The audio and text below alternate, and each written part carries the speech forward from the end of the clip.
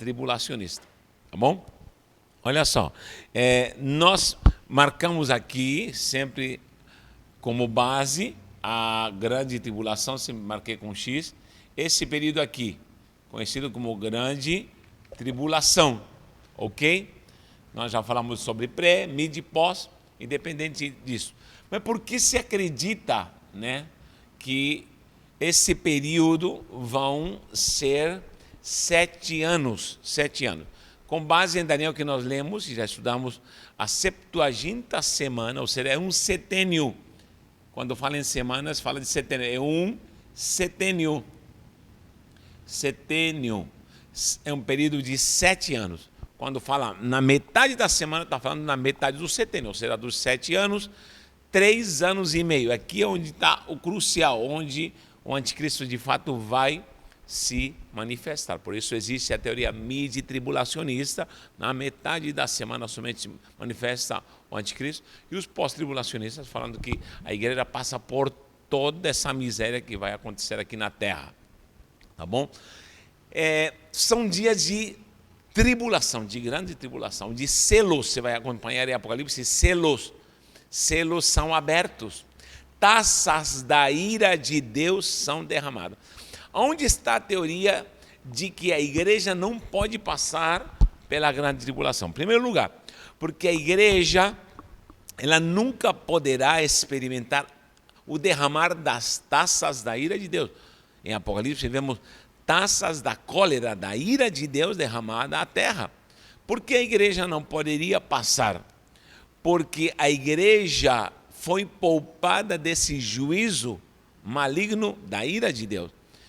Ele vem de Deus. Não esqueça uma coisa, quando Jesus estava no Getsemane, ele diz: Pai, afasta de mim este cálice. Que cálice era esse?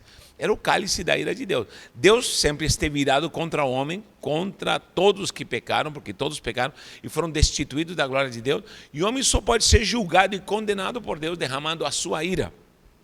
Então Jesus, ele bebe o cálice. Muita gente pensa, ensina isso, gente, isso é algo absurdo, que o diabo é quem castigou a Jesus. Não, esse negócio de contar que havia festa no inferno porque Jesus morreu na cruz, isso é uma falácia, isso é mentira, isso não tem negócio de festa no inferno, isso não existe. Agora, Satanás não queria que Jesus fosse à cruz e que morresse. É mentira. Se você escuta alguém falar que o diabo matou Jesus, ou o diabo açoitou Jesus, foi o diabo que condenou Jesus, foi o diabo que torturou ao nosso mestre, isso é mentira. Que houve festa no céu quando Jesus morreu, piorou. Porque o diabo não queria que Jesus fosse à cruz, porque a cruz, a morte da cruz, era a derrota de Satanás. Era a derrota de Satanás. Então, a prova está que Cristo pega esse cálice da ira de Deus, que era contra você, que era contra a minha vida, para nos condenar e nos matar. E Jesus bebe o cálice da ira de Deus. É algo simbólico, algo alegórico. Então, quem castigou a Jesus na cruz? O próprio Deus. Quem torturou Jesus? O próprio Pai. Lógico, os homens aqui na terra, homens maquiavélicos, poder de Roma, os próprios fariseus, porém foi Deus que derramou a sua ira sobre seu filho para te poupar. Então, o cálice da ira de Deus não é derramado na igreja. Por quê? Porque a igreja foi lavada, redimida, foi extirpado todo o mal, todo o pecado. A igreja está imaculada em santidade. Quem está em Cristo, nova criação, e as coisas velhas já passaram. Então, esse cálice Cristo toma, mas para quem serve o efeito do cálice da ira? É para aquele que aceitou a Cristo, aceitou o seu perdão e a regeneração em Cristo, tá bom? Então a igreja é poupada desse cálice e ela é salva, ela é resgatada. Agora, os cálices, as taças da ira de Deus são derramadas em Apocalipse. Para quem são derramados? Para aqueles que não aceitaram a Cristo, para aqueles que foram rebeldes, para aqueles que não quiseram aceitar a sã doutrina, a palavra, aqueles que ficaram, e todos aqueles que o anticristo, falso profeta, a besta, vão engodar e vão recrutar ali na grande tribulação. Tá bom? Então, a teoria, eu me afirmo muito nessa teoria, de que a igreja ela não sofre as penalidades está com essa base de que Cristo bebeu o cálice. Pai, afasta de mim esse cálice, porque é muito duro, mas que não se faça a minha vontade, que se faça a tua vontade. A igreja não sofre penalidades.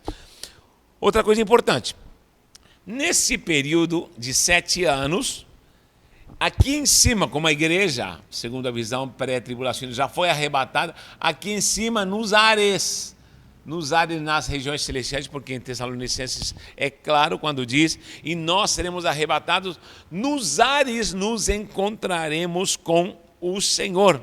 Vamos ver aqui rapidinho, lembrando aqui em 1 Tessalonicenses capítulo 4. Olha o que diz. Diz assim, porquanto o mesmo Senhor, mesmo dada a sua palavra de ordem, em 1 Tessalonicenses 4:16. Ouvida a voz de arcanjo, ressoada a trombeta de Deus, descerá dos céus e os mortos em Cristo ressuscitarão primeiro. E depois nós, os vivos, os que ficarmos, seremos arrebatados, arpados, juntamente com ele nas nuvens, nos ares, dizem algumas outras versões, para o encontro com o Senhor nos ares. E assim estaremos para sempre com o Senhor. Esse para sempre significa para onde Jesus for, nós vamos estar com ele, já fazemos parte dele. Então, o que acontece aqui? Nos ares vão acontecer as bodas do Cordeiro. A igreja isenta de juízos, isenta de flagelos, isenta do derramar da taça de ira de Deus, porque a igreja, a noiva, está livre, porque Cristo bebeu o cálice da ira. Tá bom? Olha só. Nessas bodas do Cordeiro, há uma alegoria muito linda, porque é chamada bodas. Isso está em Apocalipse, capítulo, lá no final, bem no finzinho de Apocalipse, capítulo 19. Pode procurar em Apocalipse 19, versículo 7, diz assim: alegremo-nos, exultemos-lhe e demos-lhe a glória, porque são chegadas as bodas do Cordeiro, cuja noiva, agora a esposa está se casando, a si mesma já se ataviou, pois foi-lhe dada vestir-se de linho finíssimo, resplandecente e puro, e o linho finíssimo são os atos de justiça dos santos. Ainda diz, bem-aventurados aqueles que são chamados à ceia das bodas do Cordeiro.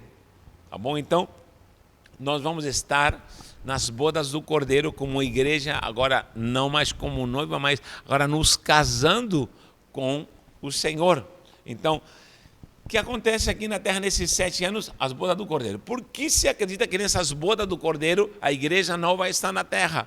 E vão ser 7 anos. Porque justamente a cultura judaica, quando há matrimônio, né, se celebra um casamento judaico, já vou falar em detalhes sobre essa alegoria que é muito lindo, se celebram 7 dias, Shevá, 7 dias de celebração. Quando os noivos se encontram na cerimônia, recebem a bênção sacerdotal, são 7 dias, eles fazem a ketubá, um acordo de aliança, e celebram 7 dias. Então esses 7 dias, já que cada dia representa um ano, um setênio, como nós vimos em Daniel, um setênio de tribulação, 7 anos, e 7 anos para a boda do Cordeiro. Então é um paralelo. A igreja não pode estar nas bodas do Cordeiro e pode estar passando na grande tribulação ao mesmo tempo. É uma boa teoria, gente, que nós precisamos analisar. Repito, se você é mid, pós, não tem problema. Temos tendência a pensar em todas as teorias, mas a gente tem que ser claro e apelar para aquilo que é mais óbvio. E, logicamente, isso não implica que você está fora da doutrina, tá bom? Fique tranquilo. Então, como era um noivado na cultura judaica? Nós temos uma sequência para analisarmos o noivado e o casamento judaico, segundo a tradição, para fazer um paralelo ao casamento de Cristo e a igreja. Em primeiro lugar, começa com um Shidduchim. Vou anotar isso aqui. Shidduchim. O que é um Shidduchim, ô Natanael? Shidduchim é uma escolha quando o noivo conhece a noiva. Normalmente os pais fazem essa escolha. E um mancebo com outra família que tem uma moça, eles já se conhecem, eles fazem um encontro para que eles se conheçam. Isso é chamado de Shidduchim. Shidduchim. O que é o Shidduchim? Vamos falar, é o encontro. O Shidduchim simboliza, sabe o quê? Quando Cristo se apresentou a você, quando Cristo te salvou, quando você o conheceu e você agora passou a ser um salvo e um remido. O que acontecia no Shidduchim? A noiva fazia um voto pelo fato de conhecer, de aliança, de se manter pura, se manter virgem para esse rapaz. Então, no Shidduchim, o que acontece?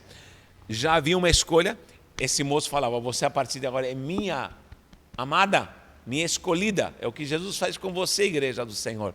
E a noiva tinha um propósito, se manter virgem para esse noivo. A igreja se mantém virgem para, que são atos de justiça, de santidade da igreja do Senhor. Passava-se o tempo, aí vinha já uma oficialização chamada Eruzim. Eruzim. O que é o Eruzim? Já era, vamos falar assim, o encontro onde se oficializava um noivado. O que acontecia nesse Eruzim? O Eruzim é quando a noiva, ela ia beber do cálice vinho e comer pão, se fazia um kiddush, isso é chamado de kiddush. Vou colocar aqui, meu Deus, onde eu coloco aqui? Aqui em cima, ó. Kiddush. O que é kiddush? Tem 3 palavras, kadosh, kadesh e kiddush. São 3 palavras. Procure nos meus estudos passados aí no canal, você vai ver o estudo do o que é o kiddush. Kiddush é um ato de uma aliança onde se come pão e vinho. Eu ensino pessoalmente que a chamada de Santa Ceia, esse termo Santa Ceia não está na Bíblia. Não está na Bíblia. Jesus ceiou sim. Houve uma ceia com os discípulos, ceia de Páscoa. O que é uma ceia? É carne de cordeiro, era assada, pães asmos, ervas amargas, se bebia vinho. Isso é Páscoa, isso é ceia. Se eu te convido para ceiar na minha casa, lógico, vou ter carne, vou ter pão, vou ter comida, vou ter salada. Isso é uma ceia. Mas Jesus celebrou ceia como judeu com os seus discípulos. Mas agora, como igreja, fora esse contexto judaico, Jesus pega pão e vinho, pão e fruto da vide, vamos falar assim. Como é que se fazia um kiddush? Depois da ceia, por isso Paulo diz em Coríntios, depois de haver ceiado, tomou o pão e o cálice. Então, a ceia fica para trás. Depois de haver ceiado, tomou o pão e o cálice. Paulo repreende aos coríntios por quê? Porque eles estavam ceando, estavam enchendo a cara, estavam comendo, se empanturrando. Ele diz, se alguém tem fome, come em casa. Porque ceia você vai comer em casa. Mas ele diz, o que Jesus fez um kiddush. Kiddush é pão e vinho. É símbolo de aliança. O que significava essa aliança? Quando se bebia vinho, minha essência, meu sangue entrava em você. E ao beber do mesmo cálice, você bebia do mesmo cálice, o seu sangue entra em mim. Isso Abraão fez com Melquisedeque. Lembra lá? Vá lá em Gênesis e procure Melquisedeque fazendo um kiddush com Abraão, comendo pão e vinho. Era uma aliança. Então, quando o noivo e a noiva faziam o kiddush, inclusive hoje a igreja ainda faz o kiddush. Por quê? Porque lembra da vinda de Jesus, lembra da morte de Jesus. Da morte e fazer isto até que eu venha, ou seja, lembre da minha vinda. Porque a noiva bebia o cálice, comia o pão, e os dois comiam do pão e faziam uma aliança de santificação. Santificação, porque a palavra kiddush significa consagração. Kadosh significa afastamento, né? Kadesh é santificação e kiddush é consagração. Então isso aqui é muito misterioso, gente, é muito precioso, porque hoje a igreja tem essa incumbência de se preparar. Eu sei que esse termo Santa Ceia ainda existe, mas na verdade é um kiddush. Isso em grego é eucaristém, conhecida como Eucaristia. Não é transubstanciação, é eucaristém, onde o pão e o vinho simbolizam a aliança que temos em Cristo Jesus. Conclusão, para não complicar muito. A igreja hoje já está na fase de Eruzim. O que é Eruzim? Quando a igreja tomou já do cálice e do pão e se prepara para a sua vinda, a vinda do noivo. Por quê? A partir desse momento que se fazia o eruzim, que seria já o noivado, onde ela ficava desposada, ela tinha que estar com o vestido pronto, prontinho, sempre se lavando, sempre tomando banho, se perfumando todo dia. Por quê? A qualquer momento, essa era a grande surpresa e o mistério. O noivo não avisava quando viria buscá-la. Depois que você bebia o cálice, ele falava, eu vou vir te buscar a qualquer momento. Tá bom? Então se tocava a trombeta. Então o que a noiva fazia? Ela pegava virgens que estavam do lado dela, cuidando dela, e pagava servos para que avisassem quando na cidade estava chegando o noivo para buscá-la para se casar. Por que o noivo fazia isso? Para provar se ela realmente era uma mulher idônea e ia levar a sério essa aliança. Então, o que acontece? Ela pagava as mulheres virgens que cuidavam dela e também elas participariam para ajudá-la na festa de núpcias, embora ela iria se casar. Lembra da parábola em Mateus 25 das 10 virgens? Não pense que as 10 virgens nessa parábola iriam se casar. Quem iria se casar é a noiva, tá bom? As 10 virgens ajudavam a noiva a se preparar para o noivo, simplesmente isso. Então, se escuta uma voz, eis aí o noivo. Então havia um servo que avisava, está chegando o noivo. Automaticamente essa noiva já estava limpa, estava perfumada, ela só colocava o vestido e saía ao encontro do noivo. E aí acontecia as núpcias. E aí o noivo provava que essa moça estava pronta, era idônea, se santificou, se guardou e estava alerta. Agora, se essa mulher está toda descabelada, aí chegou o noivo e não está nem aí, é porque realmente não cumpriu o requisito do eruzim, que era se conservar pura. Então, a igreja está passando por esse período, gente, onde a igreja pega o pão e o cálice e bebe e lembra da sua morte, do que o seu noivo fez, e a livrou de todo o juízo, e fez aliança com ela. E ela se santifica para se encontrar com o noivo. Lembra quando Jesus falou para os discípulos, está em Lucas, procure Lucas 22, 18. Lucas 22, 18, anote aí. Ele fala assim, em Lucas 22, 18. Lucas 22, 18.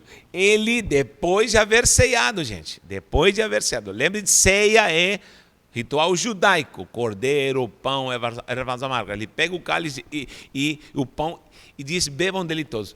A próxima vez que o faremos lá na glória.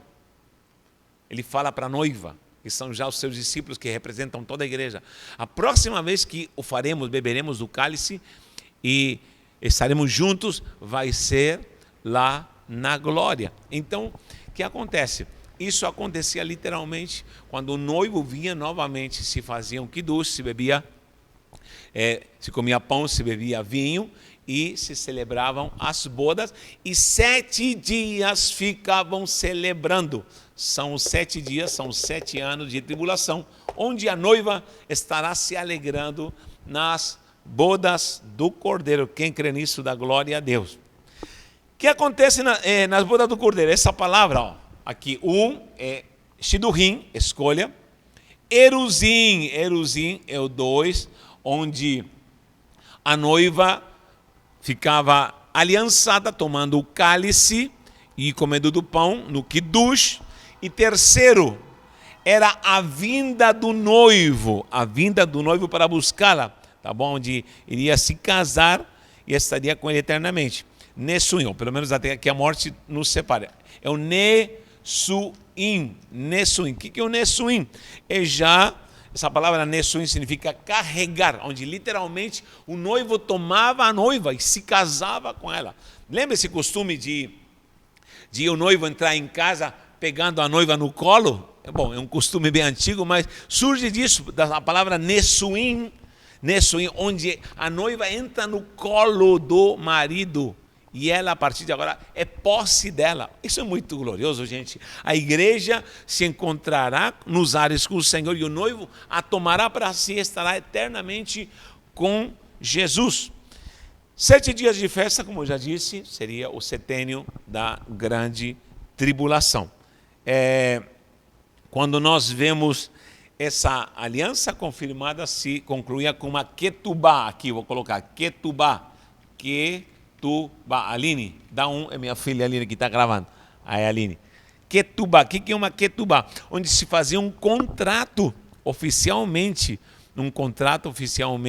nessa ketubá, no Nessuim. Aqui já era o casamento, onde se decretava oficialmente que essa mulher era a sua esposa e ninguém mais podia tocá-la, graças a Deus.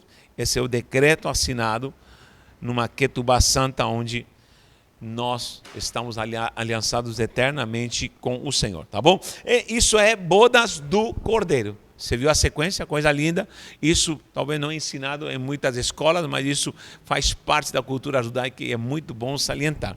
Então surge a teoria, tudo vou falar teoria, para que você não diga que Nathanael está sendo categórico e polarizador nas suas ideias. Não. Nessa teoria, se acredita que a igreja não poderia passar na grande tribulação, porque ela vai estar celebrando as bodas do Cordeiro. Amém? Deus te abençoe. Vou usar meu apagador Scott Bright, isso aqui é tecnologia japonesa. Vamos apagar aqui e vamos ver aqui um pouquinho o que pode acontecer nas bodas do Cordeiro, após as bodas do Cordeiro. A igreja entra no céu, vai embora para a glória, entra na Nova Jerusalém. Não, Nina, não. Há muito mais. Olha só.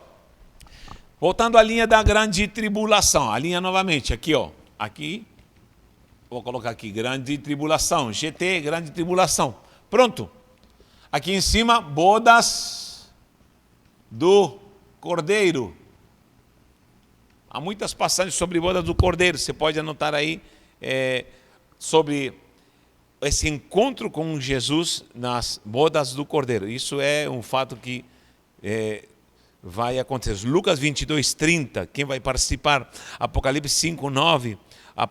Apocalipse 22:14, fala dos bem-aventurados que lavaram suas vestes e virão as bodas do Cordeiro. 1 aos Tessalonicenses 4:17, 1 aos Tessalonicenses 5:23, quando fala de bodas e encontro com Jesus. Aí tem passagens que você pode anotar e pode pesquisar falando das bodas do Cordeiro. Mas nessas bodas do Cordeiro, o que acontece também paralelamente, a igreja se casa, só que a igreja, segundo a teoria de um casamento, a igreja passará a receber recompensas. Por quê? Porque o noivo, quando se casava no casamento judaico, trazia presentes para a esposa, a recompensava por ela ter se guardado, a recompensava pelo trabalho que ela teve. Então o que acontece? Nós vamos ter aqui um tal de tribunal de Cristo. Tribunal de Cristo. Por que tribunal de Cristo? Fecha aqui, Aline, para ver. Tribunal de Cristo. Porque a igreja, assim como a noiva no passado era recompensada, ela recebia presentes, Cristo vai recompensar a igreja pelo seu trabalho aqui na terra. Isso não é juízo. Alguém me pergunta, a igreja vai ser julgada? Não, a igreja vai ser julgada na hora do arrebatamento, se ela está pronta ou não. O juízo vem. Se ela está pronta, ela sobe, foi aprovada. Se não está pronta, ela fica. A parábola das 10 virgens é bem clara. Não está pronta, sem azeite, rua, tchau. Ela pode ter até outra chance, porém, se está pronta, ela sobe. Uma vez estando com Cristo nas bodas, ela está salva eternamente. Eternamente. Só que a igreja receberá galardões. Por isso a palavra do Senhor diz, guarda o que tens para que ninguém tome tua coroa. Há galardões pelo teu trabalho, pelo teu esforço, pela tua labuta. E é lógico que cada um receberá segundo as suas obras. Então, não é juízo de Deus, mas é uma análise num tribunal onde Cristo vai galardoar a sua igreja. É conhecido como o tribunal de Cristo. 1 Coríntios 3, 12 ao 15 fala sobre as tarefas do trabalho que cada um, como edifica, se em prata, se em feno, se em madeira, e cada um receberá segundo a obra. E a obra passará pelo fogo, mas o tal já está salvo, diz a palavra em 1 Coríntios 3, 12 ao 15. 2 Coríntios 5, 10. Olha o que diz 2 Coríntios 5, 10. 2 Coríntios 5, 10 diz assim: porque, vou ler o 9 também, é por isso que também nos esforçamos, quer presentes, quer ausentes, para lhe sermos agradáveis. A quem? A Deus, ao Senhor Jesus. Porque importa que todos nós, como igreja, logicamente, compareçamos perante o tribunal de Cristo, para que cada um receba segundo o bem ou o mal que tiver feito por meio do corpo. Ou seja, a coisa que você vai fazer errada. Você vai errar em muita coisa como igreja. Você vai ser salvo, porém, há coisas que você vai ser não tão aprovado quanto outros. Então, há coisas que nós negligenciamos. Por exemplo, evangelismo. Tem gente que talvez não evangelizou quase ninguém. Só que ele vai ser salvo. Só que vai ter retribuição. Só que há pessoas que ganharam, como Billy Graham, milhões de pessoas para Jesus. Evangelistas que deram a sua vida por Jesus. Lógico, há um julgamento no sentido de análise, não de juízo para condenação, mas para ver a obra da igreja aqui na terra. Então nós vamos ter galardões. Eis que cedo vem o meu galardão, está comigo para dar a cada um segundo sua obra. Apocalipse 21, 12. Diz em Mateus 5, 11, 12, Tiago 1, 12. Diz assim: e digo isto, que o que semeia pouco, pouco também ceifará. E o que semeia com fartura também ceifará. 2 Coríntios 9, 12. Repito, Mateus 5, 11 ao 12, Tiago 1 ao 12, você vai ver referências sobre o ato de fazer, o ato de trabalhar, o ato de você semear e colher. Isso tem resultados.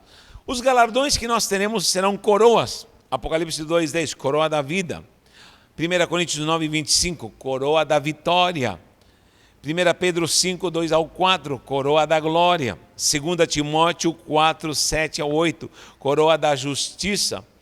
1 Tessalonicenses 2, 19 ao 20, Filipenses 4, 1, fala da coroa da alegria, do gozo, onde Paulo diz que as almas que ele ganha são a alegria e coroa da sua alegria.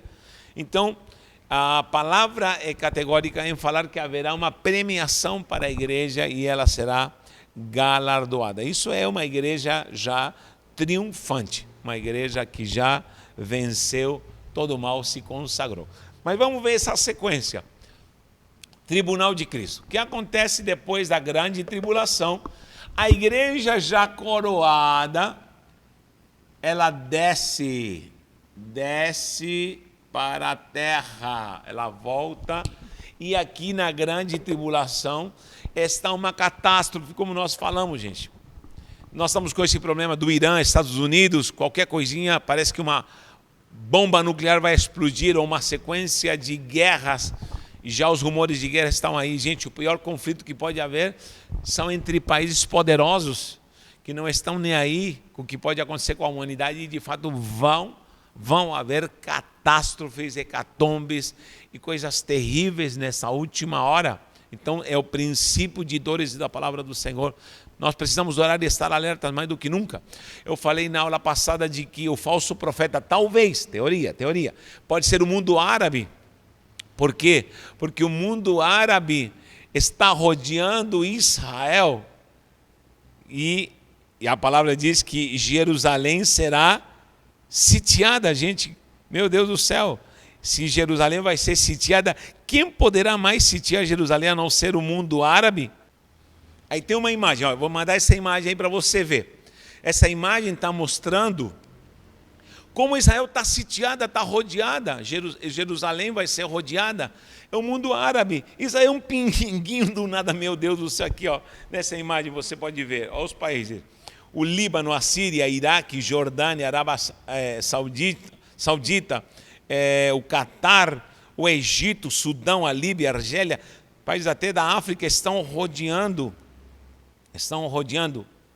O próprio Irã está rodeando a Israel. Então esse poder maligno estará rodeando e vão querer varrer Israel do mapa. Israel vai se iludir com o anticristo achando que o Messias vai quebrar a aliança na metade da semana, dos 7 anos, enquanto nós estamos na dúvida do Cordeiro. O que acontece? Israel percebe e começa uma grande evangelização dos 144 mil, são 12 mil tirados de cada tribo. As testemunhas de Jeová falam que esses 144 mil são os que vão morar no céu. Não, Senhor, isso não é verdade, porque são 144 mil judeus, 12 mil de cada tribo vão evangelizar e vão se levantar com autoridade para falar: ei, nós matamos o Messias, nós matamos a Jesus, Jesus é o Messias. E aí eles vão começar a clamar pelo Messias. E todo aquele poder do anticristo vai querer destruir a terra, vai querer destruir Israel, e eles vão clamar, e aí vai aparecer a igreja com Jesus nos ares. Aí sim todo olho o verá. Diz que eles vão querer se esconder nas pedras. Vai ser o grande e terrível dia do Senhor, a vinda de Jesus com poder e grande glória. E aqui na terra vai acontecer uma batalha chamada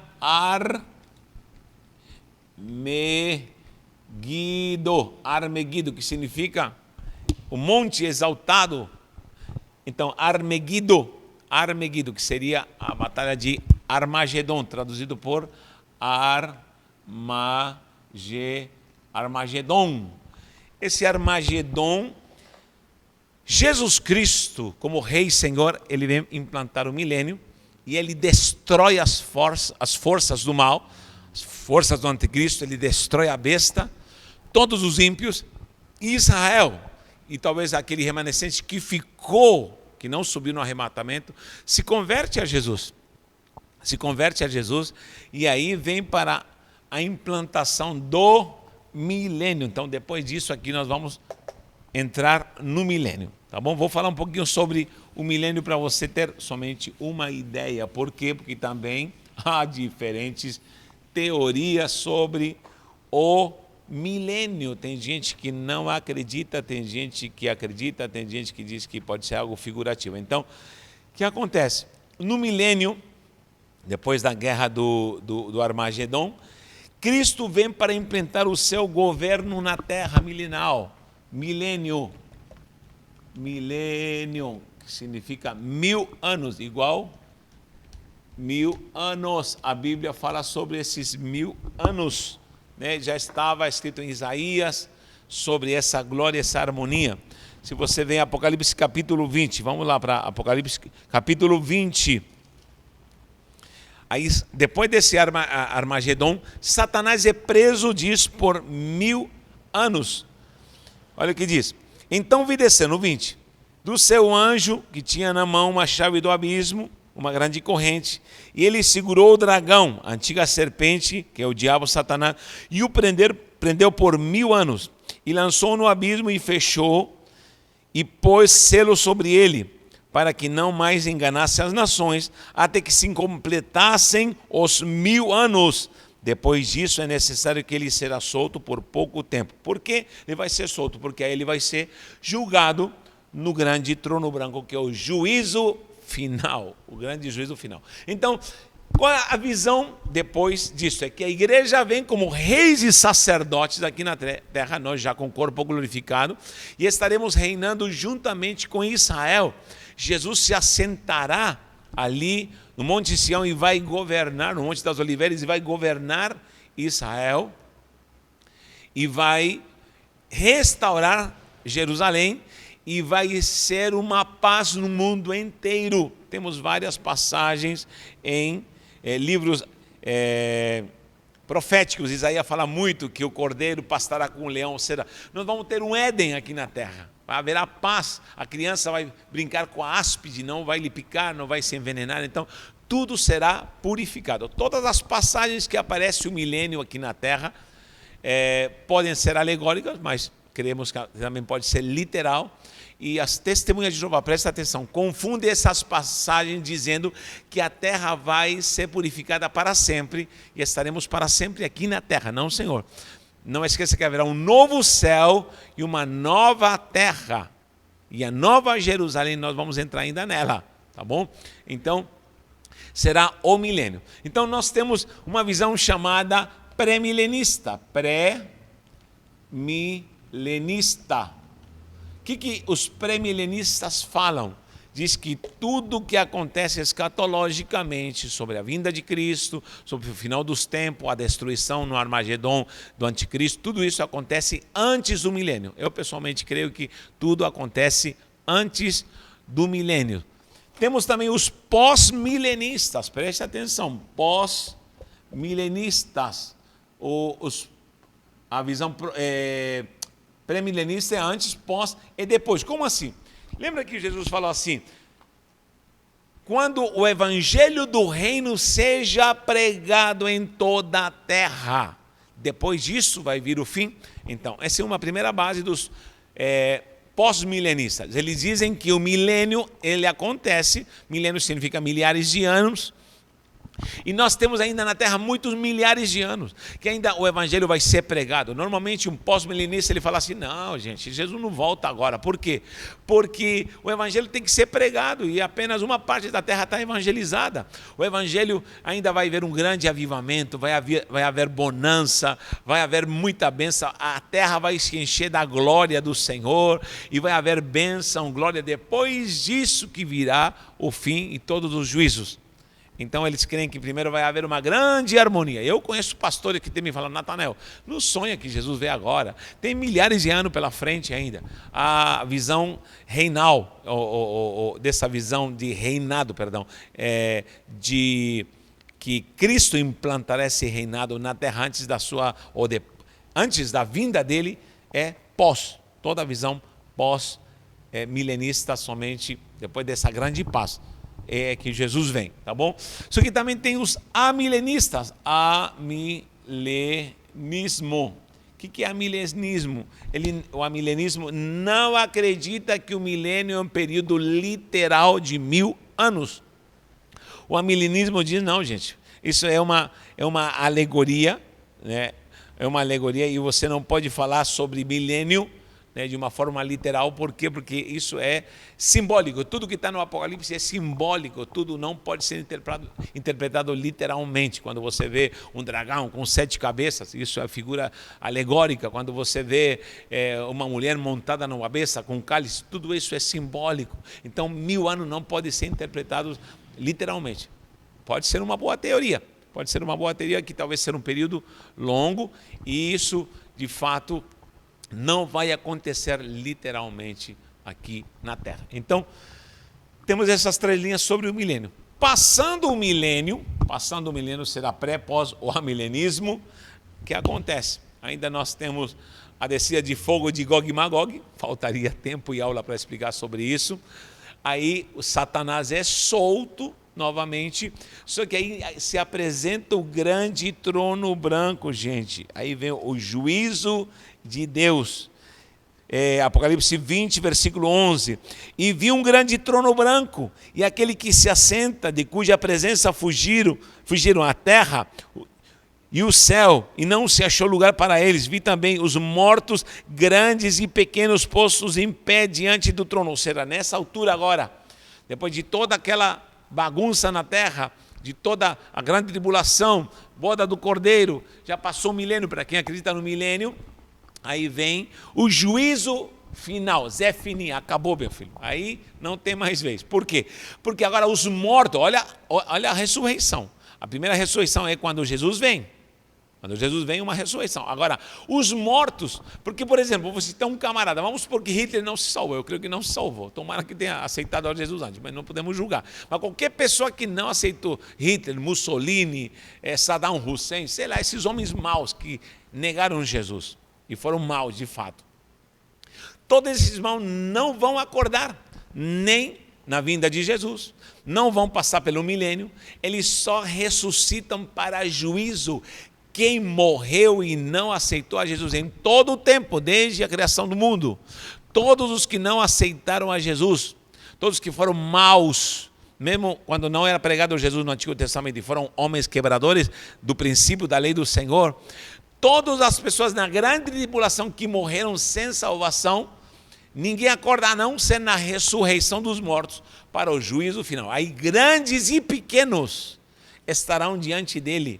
Todos que o negaram, todos os que não acreditaram em Deus, os ateus, todos os malfeitores, todos os homicidas, todos os efeminados, todos os sodomitas, todos aqueles que prevaricaram, todos os que apostataram vão estar diante dele. Todos que falaram que Deus não existe, Deus coisa nenhuma, vão temer e tremer, porque vão estar diante dele. E diz que todos vão primeiramente se dobrar, todo joelho se dobrará e vão ter que confessar que Jesus Cristo é o Senhor.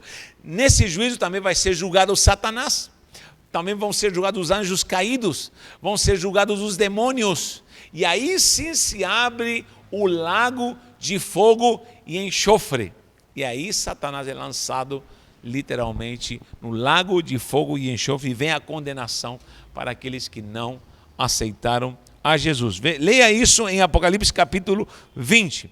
Depois desse juízo final, que aqui é trono branco, que é juízo final. Todos. E outra, a igreja vai estar julgando. O apóstolo diz claramente: não sabeis vós quereis julgar os anjos? Nós vamos estar julgando, nós vamos estar juntamente com Cristo como julgadores, porque nós estaremos eternamente com o Senhor.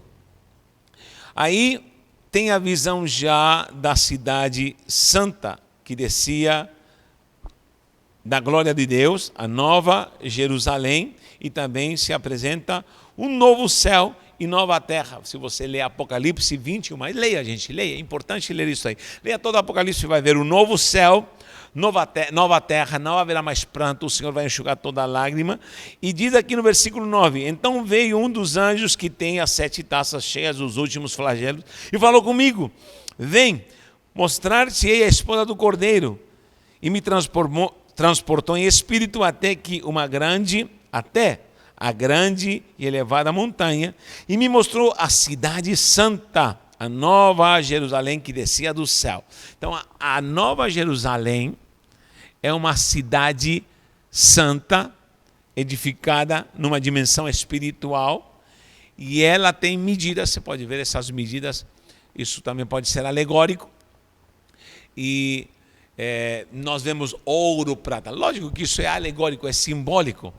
O próprio Paulo diz assim: não fomos por ouro nem prata, nem coisas corruptíveis, como ouro e prata, que fomos comprados, mas sim pelo sangue do Cordeiro. Vou falar de novo.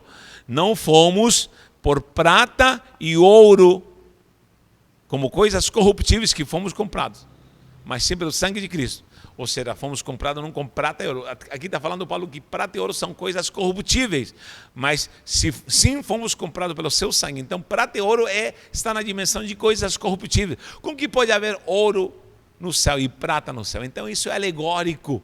O que João viu, uma cidade de ouro, de prata, de diamantes, é algo alegórico, algo espiritual. Eu gosto de Paulo quando ele diz: vi coisas que olhos nunca viram, aquilo que nunca desceu ao coração do homem, porque isso realmente está preparado, é uma dimensão totalmente espiritual e gloriosa. Aí nós adentramos na cidade santa, glorificando ao Senhor, e te garanto uma coisa: acabou, estaremos aí sim eternamente com o Senhor. Que Deus te abençoe. Eu sei que faltam muitas coisas, mas participe, nos ajude aí, dê sua opinião. Se eu errei, pode me corrigir, pode dar sua opinião. Eu gosto de aprender com você, porque você é lindo, maravilhoso, abençoado e ungido na bênção do Senhor. Eita glória. Olha só, nós vamos fazer agora, vamos contemplar alguém, na verdade. Temos aqui, tenho aqui 50 números. Muita gente já falou comigo. Eu tenho uma lista de reprodução de mais de 200 pessoas, de todo o Brasil, de todos os estados, recalcando que isso aqui é somente para quem está no Brasil. Nosso irmão que está no Japão nos enviou uma mensagem e diz: eu quero participar. Eu sei que ele estava brincando, porque como que eu vou mandar um livro para o Japão? Fica complicado. Mas se ele ganhar, a gente guarda quando ele vier do Japão para cá, em nome de Jesus. Inclusive, saúde os irmãos que estão nos assistindo no Japão. Temos também gente em Portugal, temos gente na França nos assistindo, no Chile, na minha terra, já me mandaram mensagem. Que Deus os abençoe. Daniel, que está nos Estados Unidos, que Deus te abençoe, Daniel, ali, United States of America, que Deus abençoe grandemente, tá bom? Olha só, então aqui esses livros. Primeiro livro que eu vou mandar, são 4 livros que vamos enviar hoje. Igreja Contagiante, de Mark Mittelberg, tá bom? Como evangelizar, como ser uma igreja impregnada do Espírito Santo, Leia esse livro, vai ser bênção para você. Vamos lá rapidinho, para quem vai esse livro? Estão aqui os 50 números das 50 pessoas que mandaram mensagem. Esses números e esse nome vão continuar para a próxima sexta-feira. Você que não mandou e não deu tempo, seu nome vai ser incluído para o próxima sexta-feira. Fique ligado, toda sexta-feira vamos estar contemplando gente aqui, tá bom? Igreja Contagiante vai para quem, meu Deus? Vou escolher um número aqui. Está aqui, número 30. Tem como dar um zoom? Número 30. Conseguiu? Tá difícil. Número 30, mas está aqui. Nós somos da verdade. Número 30. Vou ver aqui quem é número 30. Olha que legal. Número 30. Ederson dos Santos Vidal, Macaé, Rio de Janeiro. Me manda uma mensagem. Eu vou te mandar uma mensagem porque você já está salvo aqui no meu WhatsApp. Ederson dos Santos Vidal, de Macaé, Rio de Janeiro. Parabéns, meu irmão. Deus te abençoe. Esse livro aqui é teu. Igreja Contagiante. Segundo livro, vamos lá. Esse aqui. Gente Tóxica. Como lidar com pessoas difíceis e não ser dominado por ele. É um tema muitíssimo atual. Gente Tóxica. Pode ser seu. Vamos lá para mais um número aqui. Caixinha da bênção, da unção de Deus. Número 51. A Aline me ajuda com o zoom aí. Número 51. Não dá, ela está falando que não dá, mas não tem problema. Vamos lá.